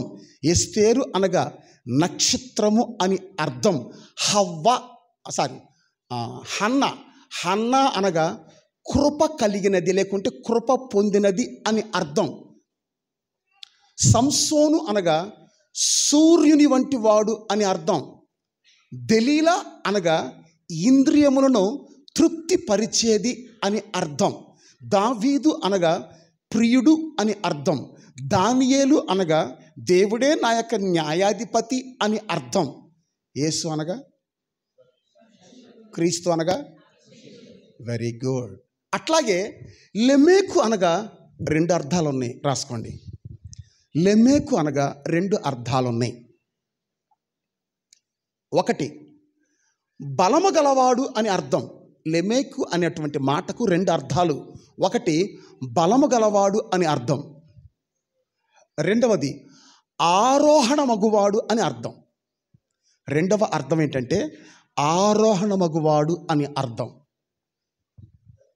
చాలా జాగ్రత్తగా గమనించాలి. చెప్పండి, అందరూ చెప్పండి. మొదటి అర్థం ఏంటి? రెండవ అర్థం ఏంటి? చాలా జాగ్రత్తగా గమనించండి. సంఘమా, మనము సంపూర్ణపరచబడి రహస్య రాకడలో ఎత్తబడాలి అంటే మనకు 2 బలాలు కావాలి. ఎన్ని బలాలు కావాలి? లెమేకు అనగా ఒకటి బలము గలవాడు, రెండవది ఆరోహణ మగువాడు అని అర్థం. ఈ లెమేకును కాస్త ఒక 5 నిమిషాలు అట్ట పెట్టండి. ఇప్పుడు నేను మిమ్ములను ఎక్కడికి తీసుకెళ్తున్నాను అంటే మత్తయి సువార్త 17వ అధ్యాయానికి మనం వచ్చినట్లయితే, మత్తయి సువార్త 17వ అధ్యాయము 3-4 వచనాలు చక్కగా చదువుతారా? మత్తయి సువార్త 17వ అధ్యాయము 3-4 వచనాలు. మోషేయు ఏలియాయు వారికి కనబడి ఆయనతో మాట్లాడుచుండిరి. చాలు. ఇదిగో మోషేయు ఏలియాయు వారికి కనబడి ఆయనతో మాట్లాడుచుండిరి. ఈ సందర్భం ఏంటంటే కొంతమందికి తెలుసు, తెలియదని కాదు, కానీ ఇందులో ఉన్నటువంటి డెప్త్, మర్మం మీకు చాలామందికి తెలియదు.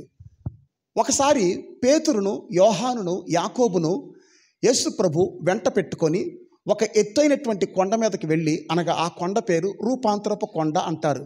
ఆ కొండ మీదకి వెళ్ళి వాళ్ళ ముగ్గురితో మాట్లాడుతూ ఉండగానే అకస్మాత్తుగా ఇట్ట ఎగిరి ఆ మేఘాలకు వెళ్ళిపోయాడంట యేసు ప్రభు. ఎగిరి ఆ మేఘంలోకి వెళ్ళక ముందేమో ఆయన హార్డ్వేర్గా ఉన్నాడు, ఈ శరీరంలో ఉన్నాడు. ఎగిరి ఆ మేఘంలోకి వెళ్ళిపోయేటప్పుడు సాఫ్ట్వేర్ అయిపోయాడు. అర్థమవుతుంది మీకు విషయం? వాళ్ళతో మాట్లాడుతూ ఉండగా ఏ వేరు అంటే ఈ బాడీలో ఉన్నాడు, ఈ శరీరంలో ఉన్నాడు. ఆ మేఘంలోకి వెళ్ళిపోయేటప్పటికి ఏమైపోయాడు? అదే మహిమా శరీరానికి మందము, బరువు అవన్నీ ఉండవు. మహిమా శరీరానికి లింగ భేదము ఉండవు. మహిమా శరీరానికి సిగ్గు, నవ్వులు ఇవన్నీ ఉండవు. మహిమా శరీరం అంటే అసలు అది వేరు. ఆ మహిమా శరీరం ఉండే ఆ లోకం వేరు. దేవునికి స్తోత్రం కలుగును గాక. ఇది మీకు అర్థం కావటానికి ఒక చిన్న ఎగ్జాంపుల్ చెప్తా, వినండి. పరిశుద్ధుడైన పౌలు నా సహోదరుడికి ఆటంకము లేకుండా ఉండునట్లుగా ఇక మీదట నేను మాంసము తినను అన్నాడా లేదా? మరి నా సహోదరుడికి ఆటంకము లేకుండా ఉండు నిమిత్తము ఇక మీదట నేను మాంసము తినను అన్న వ్యక్తికి మరి మాంసాల గొడవ ఎందుకు? మాంసాల గురించి ఎందుకు రాయాలి? ఆయన మాంసమే నేను తిన్నా అంటున్నాడు, మరి మాంసాల గురించి ఎందుకు రాయాలి? ఏమంటున్నాడు? చేప మాంసం వేరు, పక్షి మాంసం వేరు, మృగ మాంసం వేరు, మనిషి మాంసం వేరు. మనిషి మాంసం కూడా అన్నాడు అక్కడ. అందులో గుర్తుపెట్టుకోండి, మనిషి మాంసం వాడని తింటాడా? తినడు. మృగాల మాంసం వాడని తింటాడా?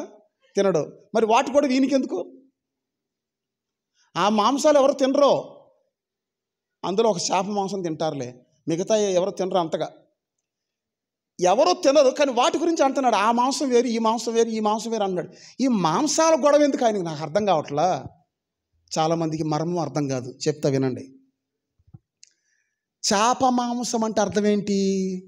అది నీళ్ళల్లో ఉండటానికే డిజైన్ చేయబడింది, మర్మం అది. పక్షి మాంసం అంటే అర్థం ఏంటి? అది ఆకాశంలో తిరగటానికే డిజైన్ చేయబడింది పక్షి శరీరం. మరి మృగ శరీరం అంటే ఏంటి? మృగ మాంసం అంటే ఏంటి? అడవిలో ఉండటానికే డిజైను చేయబడింది. మరి మనిషి మాంసం అంటే ఏంటి? అటు ఆకాశంలో కాదు, ఇటు నీళ్ళలో కాదు, అటు అడవిలో కాదు. మనిషి మాంసం ఇదిగో ఈ విధంగా పొడి వాతావరణంలో ఉండటానికే డిజైన్ చేయబడింది. దేవునికి స్తోత్రం కలుగును గాక. ఇప్పుడు ఇంకొక మెట్టు మనిషి చేప మాంసం ఎక్కడ ఉంటుంది? మృగ మాంసం ఎక్కడ ఉంటుంది? పక్షి శరీరం ఎక్కడ ఉంటుంది? కంచె విహరిస్తూ ఉంటుంది. మనిషి శరీరం ఎక్కడ ఉంటుంది? మహిమా శరీరం ఎక్కడ ఉంటుంది? అది సంగతి. ఆ శరీరానికి సూట్ అయ్యేది ఆ పరలోకం, ఈ శరీరానికి సూట్ అయ్యేది ఈ భూలోకం. ఆ శరీరానికి సూట్ అయ్యేది ఆ నీళ్లు, ఆ శరీరానికి సూట్ అయ్యేది ఆ అడవి, ఆ శరీరానికి సూట్ అయ్యేది ఆ ఆకాశం. శరీరాలన్నీ వేరు. అందుకే అది చెప్పటాకే మాంసం మాంసం అంటున్నాడు ఆయన. దేవునికి స్తోత్రం కలుగును గాక. చేప శరీరం నీళ్ళల్లో ఉండటానికే మనకు వస్తుంది. చేపను తీసి బయటికి తీసుకురండి, మనిషిని తీసుకెళ్ళి నీళ్ళలో ముంచండి. అది అంటే ఎక్కడ ఉండవలసిన వాళ్ళు? అట్లాగే మహిమా శరీరులు ఎక్కడా? దేవునికి మహిమ కలుగును గాక. అదిగో వాళ్ళ ముగ్గురిని తీసుకెళ్ళి వాళ్ళతో మాట్లాడుతూ ఉండగానే టక్కున జంపు చేసి హార్డ్వేర్గా ఉన్న ఆయన సాఫ్ట్వేర్ అయిపోయాడు. అంటే మహిమా శరీరుడుగా అయిపోయి ఆ మేఘంలోకి వెళ్ళిపోయి మాట్లాడుతున్నాడు. ఆయనతో మాట్లాడతాకి ఎవరు వచ్చారంట? మోషే. ప్రభునందు ప్రియులారా, మోషే అనగా అర్థం ఏంటి? ఏలియా అనగా అర్థం ఏంటి? ఇప్పుడు నేను కొన్ని పేర్లు అర్థాలు చెప్పాను. మోషే అంటే అర్థం ఏంటి? నీటిలో నుంచి. ఏలియా అనగా అర్థం ఏంటి? నా దేవా. ఏలి ఏలి లామా, ఇది కూడా తెలవదా? ఏలియా అంటే నా దేవా, నా ప్రభువా అని అర్థం. కానీ ఇక్కడ ఈ అర్థాలు కాదు. వినండి, ఉపదేశానుసారంగా ఇప్పుడు నేను చెప్పేది ఏంటంటే, నీటిలో నుంచి తీయబడిన వాడు కాదు, నా ప్రభువా నా దేవా కాదు. మోషే అంటే అర్థం వేరు, ఏలియా అంటే అర్థం వేరు. గుర్తుపెట్టుకోండి. ఇక్కడ మోషే అంటే అర్థం ఏంటంటే, గమనించండి. ఇప్పుడు ఆ అర్థం ఏంటో మనం తెలుసుకుందాం. ఇప్పుడు ద్వితీయోపదేశకాండం 34వ అధ్యాయము 5వ వచనం చదవండి. ద్వితీయోపదేశకాండం 34వ అధ్యాయము 5వ వచనం.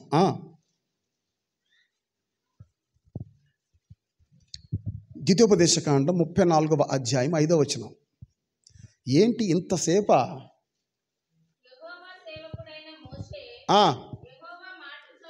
యెహోవా మాట చొప్పున మోయాబు దేశంలో మృతి చెందాడు, చచ్చిపోయాడు.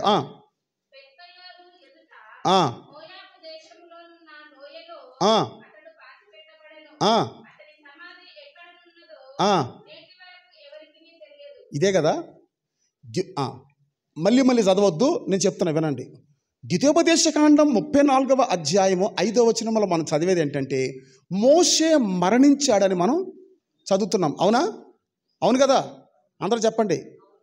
34వ అధ్యాయము 5వ వచనంలో మోషే మరణించాడు, పైగా సమాధి కూడా చేయబడ్డాడు అని ఉంది. కానీ సమాధి ఎక్కడ ఉందో ఎవరికి? దేవుడు ఆ విధంగా సమాధి ఎక్కడ ఉందో ఎవరికి తెలియకుండా చేసింది దేవుడే చేశాడు. ఎందుకంటే మోషే సమాధి ఎక్కడ ఉందో తెలిస్తే ఈ రోజుకి తిరణాలు జరుగుద్ది. ప్రతి సంవత్సరం ఏం జరుగుద్ది? మక్క వెళ్ళి జనాలు చచ్చినట్టుగా జనాలు వెళ్ళి అక్కడ చేస్తారు. కారణం, యూదులకి ఇజ్రాయేలులకి మోషే పెద్ద గురు, మోషే పెద్ద.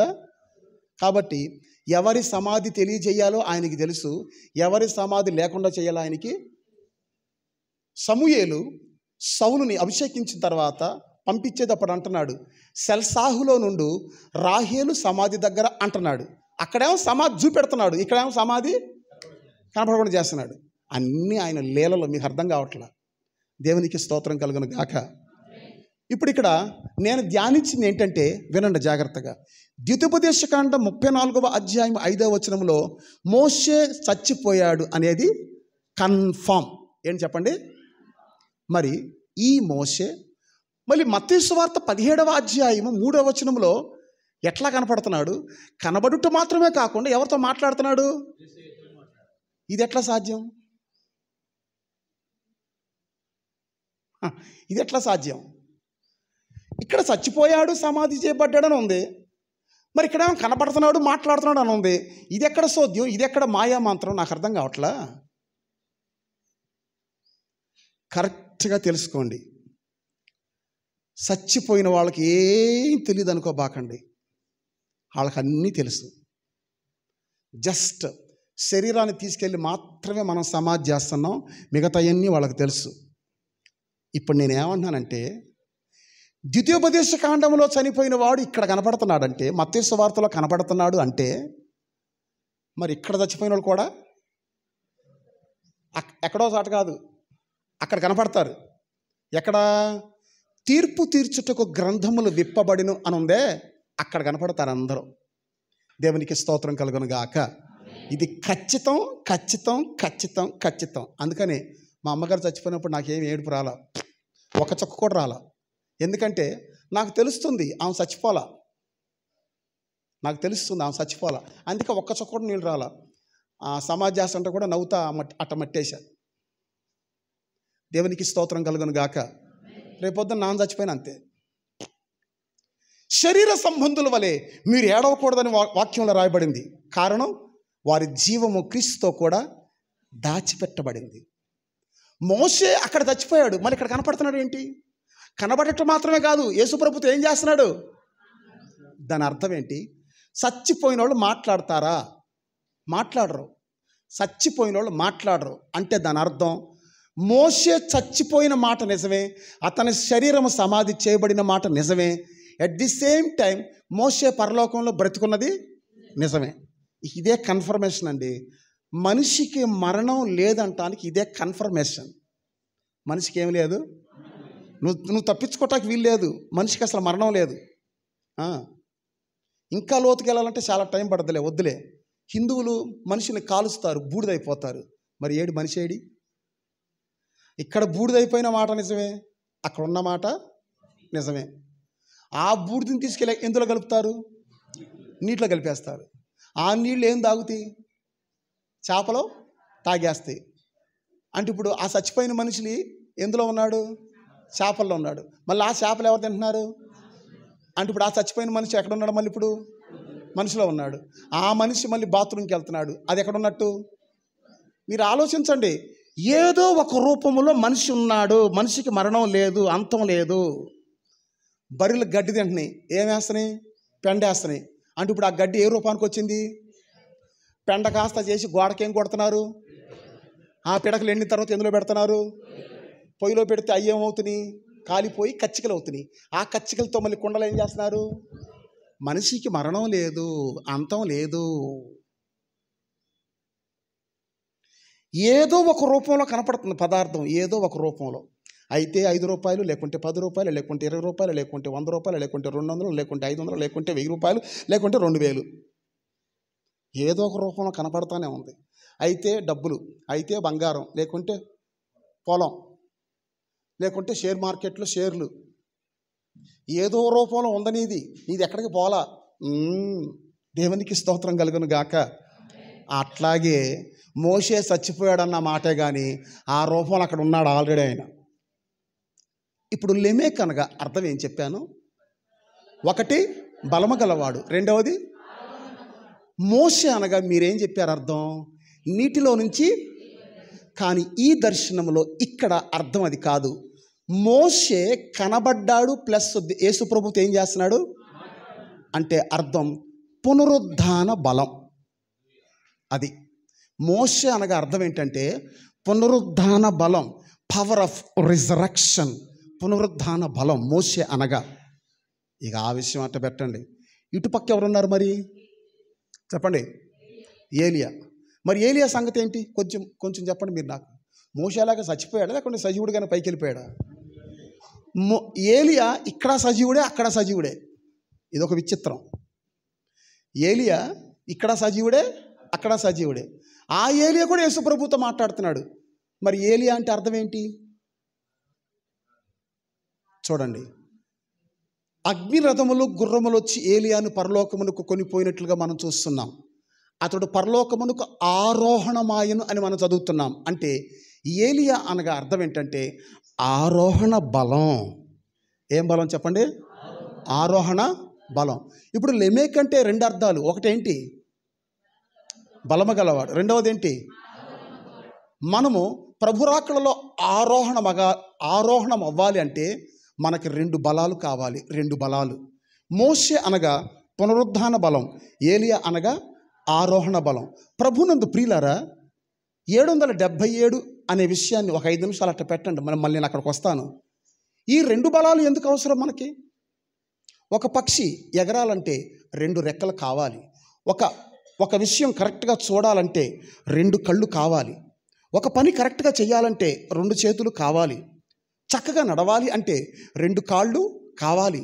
ఇదే విధంగా ప్రభురాకడలో ఎత్తబడాలంటే 2 బలాలు కావాలి. దేవునికి స్తోత్రం కలుగును గాక. ఒక బలం పునరుద్ధాన బలం, రెండో బలం ఆరోహణ బలం. పునరుద్ధాన బలం ఎందుకు కావాలి, ఆరోహణ బలం ఎందుకు కావాలి అని అంటే, ఒకవేళ ప్రభు రాకడ సమయానికి మనం ప్రభువునందు నిద్రించి సమాధిలో ఉంటే సమాధిని తెరుచుకొని బయటికి రావటానికి ఏ బలం కావాలి? ఇన్ కేస్ ప్రభు రాకడ సమయానికి మనం సజీవులుగానే ఏలియాలాగా ఉంటే పైకి ఎత్తబడటానికి ఏ బలం కావాలి? ఖచ్చితంగా 2 బలాలు కావలసిందే. 2 బలాలు కావలసిందే. భార్యాభర్తలు పోట్లాడుకున్నారు. మళ్ళీ అకస్మాత్తుగా ఏంటి బ్రదర్ ఎట్టొచ్చాడు అనుకుంటున్నారు. నేనేం అకస్మాత్తుగా రాలా, ప్లాన్గానే వచ్చా, గుర్తుపెట్టుకోండి. భార్యాభర్తలు పోట్లాడుకున్నారు. పోటాట బాగా పెరిగి పెద్దదైపోయింది. ఎంతవరకు వెళ్ళిపోయిందంటే, చప్ప నేను నీతో ఉండలేను, విడాకులు తీసుకుందాం అంటే విడాకులు తీసుకుందాం, పా నేను నీతో ఉండలేను, పా. ఓకే, లాయర్ని పిలిచారు. లాయర్ వచ్చాడు, విడాకులు పత్రాలు రెడీ చేశాడు. ఇప్పటికి లాస్ట్ ఫైనల్గా మిగిలింది ఏంటి? ఆ విడాకుల పత్రాల మీద వీళ్ళిద్దరు ఏం చేయాలి? ఇప్పుడు అక్కడ బ్రేక్ పడింది. ఏం పడింది? బ్రేక్. ఇప్పుడు అక్కడ ఆ సంతకాలు పెట్టే దగ్గర ఆగారు ఇప్పుడు ఇద్దరు. ఎందుకంటే వాళ్ళకు ఒక పిల్లోడు ఉన్నాడు. ఇంకెక్కడ విడిపోయేది? విడిపోవటం లేదు, ఏం లేదు. ఇక అమ్మ అంటుంది, అరే నువ్వు నా దగ్గరకు వచ్చాయి, నాతో పాటు వచ్చాయి. నువ్వు ఆయన దగ్గరికి వెళ్ళావా, ఆయనకిలాగా నిన్ను తాగుబోతుని చేసేస్తాడు, నా దగ్గరకు వచ్చాయి అని అమ్మ అంటుంది. డాడీ అంటున్నాడు, రే నా మాట వినరా, నువ్వు మీ అమ్మతో వెళ్ళబాక. మీ అమ్మతో వెళ్తే నిన్ను ఒక వీధి రౌడీగా మార్చేస్తుంది, స్ట్రీట్ ఫైటర్గా మార్చేస్తుంది. ఎందుకంటే ఏమో పెద్ద జగడగొండి పోట్లాడటానికి బొడ్డుకు మసి రాసుకొని కూర్చుంటుంది ఏమో ఎప్పుడు చూసినా సరే. భర్తతో కానీ బయట వాళ్ళతో కానీ ఎప్పుడు చూసినా పోట్లాడుతూ ఉంటుంది. ఏమో అలవాటు. పోట్లాడలేంది అసలు ఆ రోజు ఆమెకేం పట్టదు, నిద్ర పట్టదు. డాడీ ఏమో అట్ట అంటున్నాడు, మమ్మీ ఏమో ఇట్ట అంటుంది. ఇక టైం అయిపోతుంది. లాయర్ అంటున్నాడు, నేను వెళ్ళిపోవాలి, మీరు సంతకాలు పెడితే నేను వెళ్ళిపోతానని చెప్పేసి లాయర్ అంటున్నాడు. అప్పుడు డాడీ అంటున్నాడు, రేయ్ తేల్చుకో, నీకు మమ్మీ కావాలా డాడీ కావాలో తేల్చుకో, నీకు మమ్మీ కావాలా డాడీ కావాలో తేల్చుకో, నేను కావాలా మీ మమ్మీ కావాలో తేల్చుకో అంటున్నాడు డాడీ. అప్పుడు ఆ చిన్నపిల్లవాడు అంటున్నాడు, డాడీ ఎడం కన్ను కావాలా కుడి కన్ను కావాలా అంటే నేనేం చెప్పాలి డాడీ అంటున్నాడు. ఆ మాటతో వెంటనే ఇద్దరు పరిగెత్తుకొచ్చి ఆడిని ఎత్తుకున్నారు. విడాకులు క్యాన్సిల్.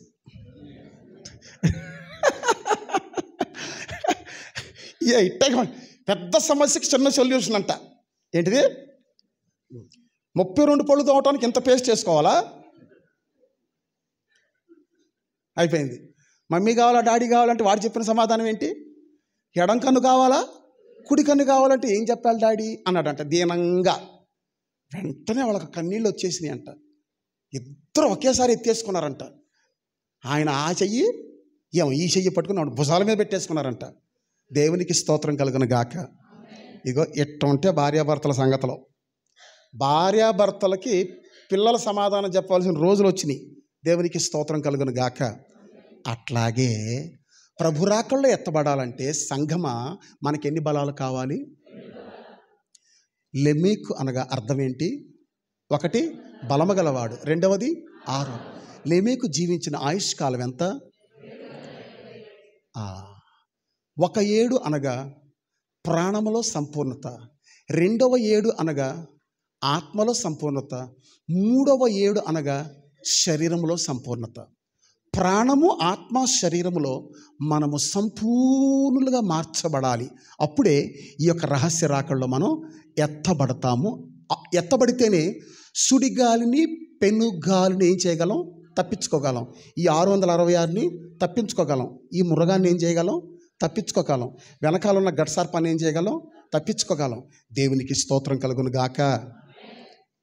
ఆ విషయం అట్ట పెట్టండి. ఇంకొకటి, పునరుద్ధానమును గూర్చి లేదా మృతులు బ్రతుకుతారు అనేటువంటి విషయము గురించి అనేకులకు నమ్మకం లేదు.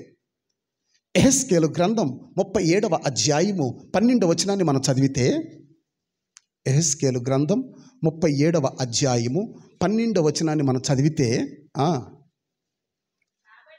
అందరికీ రెఫరెన్స్ ఇంకోసారి చెప్తున్నా. యెహెజ్కేలు గ్రంథం 37వ అధ్యాయము 12వ వచనం.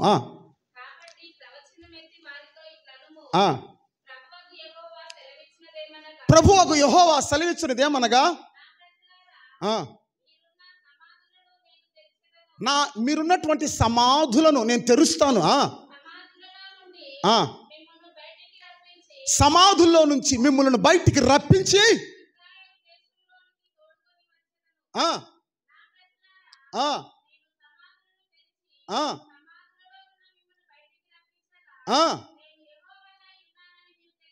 నేను యెహోవానై ఉన్నానని మీరు తెలుసుకుందరు. ఎప్పుడంట?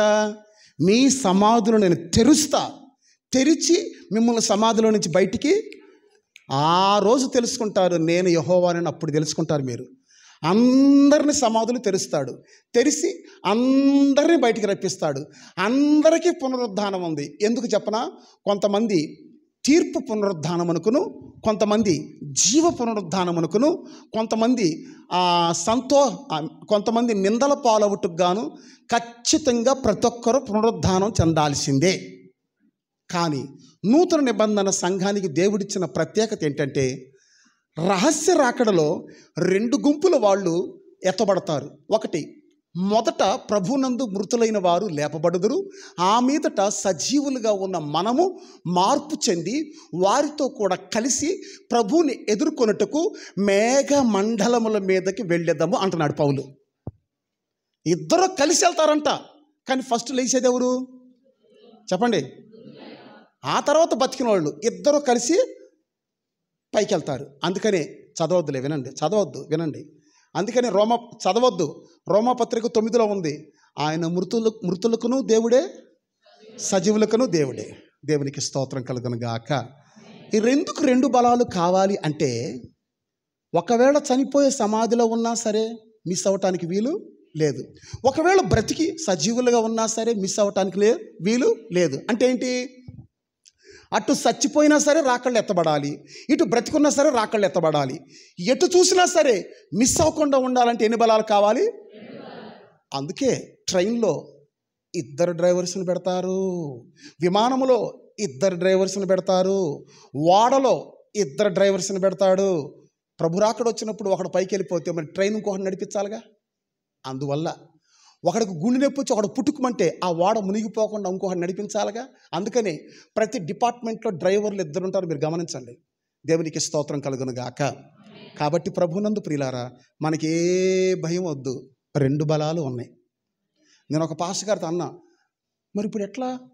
రోడ్డు చాలా ఘోరంగా ఉంది, ఇప్పుడే కొత్తగా రోడ్డు వేస్తున్నారు, బండి ఎక్కడైనా స్లిప్ అయితే ఏమైనా అయిద్దంటే, అన్న ఏమైద్దన్నా, పునరుద్ధాన బలం ఆరోహణ బలం 2 ఉన్నాయి కదండి, ఏమైద్దన్నా అని చెప్పి వెళ్ళిపోయాడు. ఆయనకేం కాల, క్షేమంగా చేరుకున్నాడు. ఆయన ధైర్యం చూడండి. మీరే కదన్నా చెప్పారు, మళ్ళీ మీరే అడుగుతున్నారు అంటున్నాడు ఆయన. దేవునికి స్తోత్రం కలుగును గాక. నేను ఒక ఆమెను అడిగా, ఏమ్మా నువ్వు బాప్తిసం ఎందుకు తీసుకున్నావంటే ఆమంటుంది, అయ్యో అదేంటయ్యా, మీరే కదా బాప్తిసం ఇచ్చారు, మళ్ళీ మీరే అట్లా అడుగుతారు ఏంటయ్యా, మీకు తెలీదా అంటుంది ఆ ముసలమ్మ. అవునమ్మా నాకు తెలియదమ్మా, చెప్పమ్మా నువ్వెందుకు బాప్తిసం తీసుకున్నావమ్మా అని నేను అడిగా. అయ్యో అదేంటయ్యా, బాప్తిసం తీసుకుంటే పెట్టులో పెడతారు, లేకుంటే మట్టిలో పెడతారు కదయ్యా అంటున్నా. అంటే ఆమె యథార్థవంతురాలు, చదువుకోవాలి, వేలుముద్ర బ్యాచ్. అంటే ఆమెకు తెలిసింది అంతే, ఆమెకు తెలిసింది అంతవరకే. ఏంటంట, ఆమె ఎందుకు బాప్తిసం తీసుకుందంటే, బాప్తిసం తీసుకుంటే ఎందులో పెడతారంట, పెట్టులో పెడతారంట. తీసుకోపోతే ఎందులో పెడతారంట. అసలు పెట్టులో పెట్టినా మట్టిలో పెట్టినా పోయేది ఎక్కడికి? అది. కాబట్టి చనిపోయినా లేపబడాలి, బ్రతికున్నా సరే ఎత్తబడాలి. 2 బలాలు కావాలి. ఆ విధముగా 2 బలాలు మనం పొందుకోవాలంటే ప్రాణము ఆత్మ శరీరములో సంపూర్ణంగా మార్చబడాలి. అందువల్ల లెమెకు అనగా 2 అర్థాలు. లెమెకు ఆయుష్కాలం 777. లెమెకు అనేవాడు ఆదాము దగ్గర నుంచి 9వ వ్యక్తి. 9 అనగా ఫలములు వరములు. 9 అనగా అర్థం ఏంటి చెప్పండి? ఫలములు, వరములు. సంఘము క్షేమాభివృద్ధి పొందాలంటే, సంఘము సంపూర్ణపరచబడి ప్రభు రాకడికి ఎత్తబడాలంటే అటు ఫలాలు కావాలి, వరాలు కావాలి. నా ప్రియుడా నా ఉద్యానవనమునకు వేయించేయుము రా, నా ప్రియుడా నా ఉద్యానవనమునకు వేయించేయుము, పచ్చివియు పండువియు నీ కొరకు మా ద్వారబంధకముల మీద వ్రేలాడుతున్నవి. నా ప్రియుడా నా ఉద్యానవనమునకు రా అని ప్రియురాలు తన యొక్క ప్రియుణ్ణి ఆహ్వానిస్తుంది, నా ఉద్యానవనమునకు రమ్మని. ఉద్యానవనం అనగా సంఘము. ఉద్యానవనం అనగా అర్థం ఏంటి? సంఘములో పచ్చి పండ్లున్నాయి, పండిపోయిన పండ్లున్నాయి. ద్వారబంధకముల మీద వ్రేలాడుతున్నాయి. ద్వారబంధకముల మీద, ద్వారబంధకం అంటే ఏంటి? హృదయం అనేటువంటి ద్వారబంధకముల మీద వ్రేలాడుతున్నాయి. పచ్చివి అనగా అర్థం ఏంటంటే బలమైనవి, పండువి అనగా పూర్ణమైనవి అని అర్థం. పచ్చి పాలకి కాసిన పాలకి తేడా ఏంటి? కొంతమంది పచ్చిపాలే తాగుతారు, బర్రిపాలు. అది పచ్చిపాలు బలం ఎక్కువ, కాసిన పాలు రుచి ఎక్కువ. మరి ఇప్పుడు రుచి కావాలా, బలం కావాలా? రెండూ కావాలి. ప్రభు దయాళుడని రుచి చూచి అటు రుచి కావాలి, యెహోవా యందు నమ్మకం ఉంచి వారు ఏం పొందుతారు? ఇటు బలము కావాలి. ఏ ఏ ఏ రెండిట్లో ఏ ఒక్కటి కాదు అనుకున్నా కుదరదు. ఇటు ఈ బలం కావాలి, అటు ఆ బలం కావాలి. ఇటు మోషే కావాలి, అటు ఏలియా కావాలి. ఇప్పుడు ఇంకొక స్టెప్, ఇంకొక మర్మం. అదేంటి?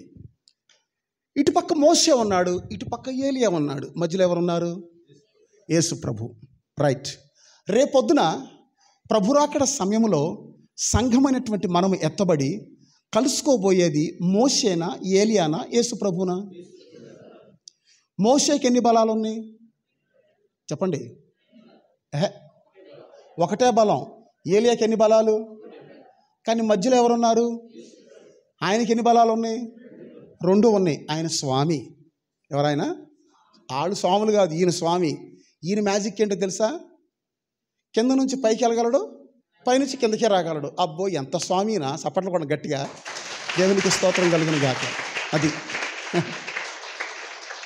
అదే ఆయన్ని అసలు ఏమని వర్ణించాలో అర్థం కావట్లేదు. ఎట్లా వర్ణించాలి ఆయన్ని? అందుకే ఆ పాట, పురుషులే కాంక్షించు నీ అందచందములు నన్ను అందలము నెక్కించ నలుపాయ స్వామి. వావ్, ఎంతటి వర్ణన! ఆయన కింద నుంచి పైకి వెళ్ళగలడు, పైనుంచి కిందకే రాగలడు. మరి ఇప్పుడు రేపు ప్రభురాకల్లో మనం కలుసుకోబోయేది మోషేనా, ఏలియానా, యేసు ప్రభునా? ఆయనకి రెండు బలాలు ఉన్నాయి. కాబట్టి ఆయన్ని కలుసుకోబోయే సంఘానికి కూడా ఎన్ని బలాలు ఉండాలి? దేవునికి మహిమ కలుగును గాక. ఇంతవరకు మీకు అర్థమైంది అనుకుంటున్నా. ఇప్పుడు ఇంకొక విషయం ఇది చెప్తే మీకు నవ్వొస్తుంది. నవ్వండి, పర్వాలా. 3 6 ఎంత చెప్పాలి? ప్రసన్న నోరు తెరవట్లా. ఎంత? వాళ్ళ స్వరం వినపడుతుంది, నీ స్వరం నాకు వినపడతలా. 18. 3 ఏళ్ళు ఎంత చెప్పండి? ఇప్పుడు చెప్పండి మరి. అదే 3 6 ఎంత? 3 ఏళ్ళు ఎంత? కొంచెం మైండ్ అప్లై చేయండి.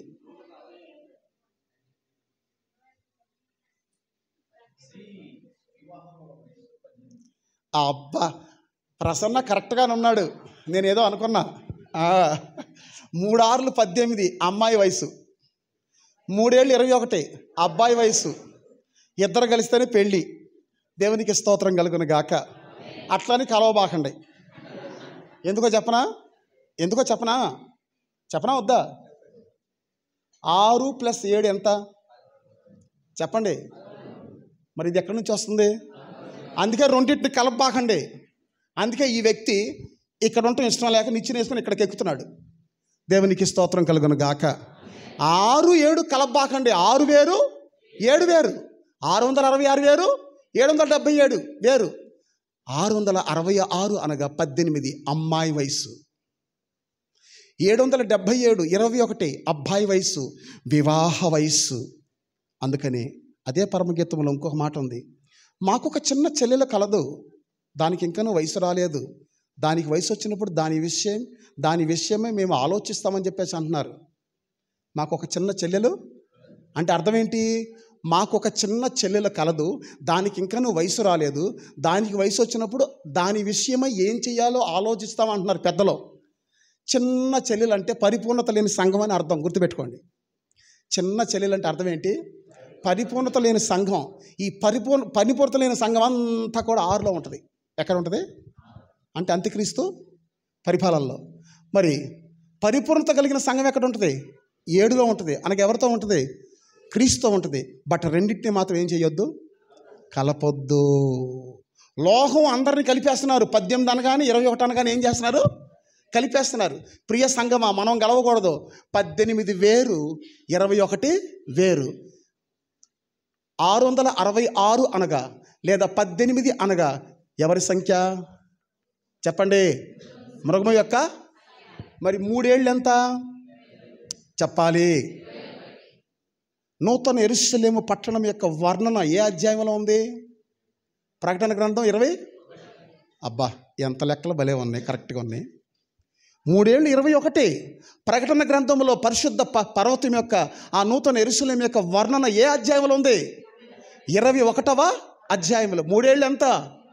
మరి ఇప్పుడు మనం 18లో ఉందామా, 21కి వద్దామా? 18కి 21కి తేడా ఎంత చెప్పండి? మరి 3 అంటే అర్థం ఏంటి? తండ్రి, కుమార, పరిశుద్ధాత్మ. చివరి మెట్టు ఇది చెప్పి పరిశుద్ధాత్మలో నింపబడాలనుకుంటున్నాను. అదే ఈ 777 అనే ముద్ర పొందుకుంటేనే, 777 అనేటువంటి పూర్ణత పొందుకుంటేనే ప్రభురాకళ్ళు ఎత్తబడతాం. ప్రభురాకళ్ళ ఎత్తబడితేనే ఈ యొక్క 666 లేదా ఈ మృగాన్ని ఏం చేయగలం? తప్పించుకోగలం. లేకుంటే ఆ సుడిగాలిని, పెనుగాలిని తప్పించుకోగలం. చివరి మెట్టు ఏంటంటే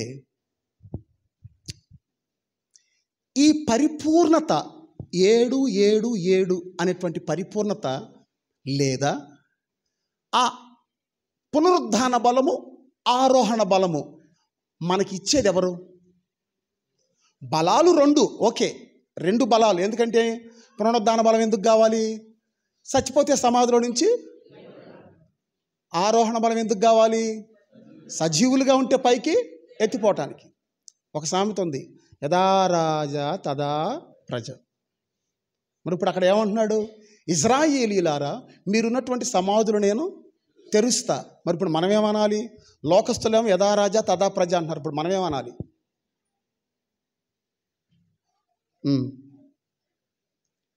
చదువుకుంటే ఇవన్నీ తెలిసేది. వాళ్ళ మాట యథా రాజా తదా ప్రజ. మరి మన మాట ఏంటి? యథా దేవం తదా భక్తం. అది మన మాట. యథా దేవం తదా భక్తం అంటే అర్థం ఏంటి? దేవుడు ఎలాగనో ఆయన భక్తులను అలాగని. దేవుడును పుట్టాడు, భక్తులను పుట్టాలి. దేవుడు చనిపోయాడు, భక్తులను చనిపోవాలి. దేవుడు తిరిగి లేచాడు, భక్తులను తిరిగి లెగుస్తారు. దేవుడు ఆరోహణమైపోయాడు, భక్తులు ఆరోహణమైపోతారు. దేవునికి స్తోత్రం కలుగును గాక. యదా దేవం తదా భక్తం. దేవునికి స్తోత్రం కలుగును గాక. చూడండి, యథాదేవం తదా భక్తం అంటే చూడండి 2 బలాలు. ఒకటి పునరుద్ధాన బలం, రెండోది ఏంటి? ఆరోహణ బలం. గమనించండి, ఈ 2 బలాలు మనకిచ్చేది పరిశుద్ధాత్మ అభిషేకం. ఈ 2 బలాలు మనకిచ్చేది ఎవరు చెప్పండి? ఎట్లాగంటారా చెప్పనా? యేసు ప్రభువు పుట్టిన దేని ద్వారా? మృతుల్లో నుంచి లేచిన దేని ద్వారా? పరలోకమునకు ఆరోహణమైన దేని ద్వారా? అంతేనా? పుట్టుక, పునరుద్ధానం, ఆరోహణం 3 దేని ద్వారా? సంఘానికి కూడా ఇదే కావాలి, సంఘానికి కూడా ఇదే కావాలి. గుర్తుపెట్టుకోండి. అదేంటి? లైట్. అదేంటి? ఫ్యాన్. ఇదేంటి? అదేంటి? Speaker box. అది కీప్యాడ్. అది తబల, అదే ప్యాడ్.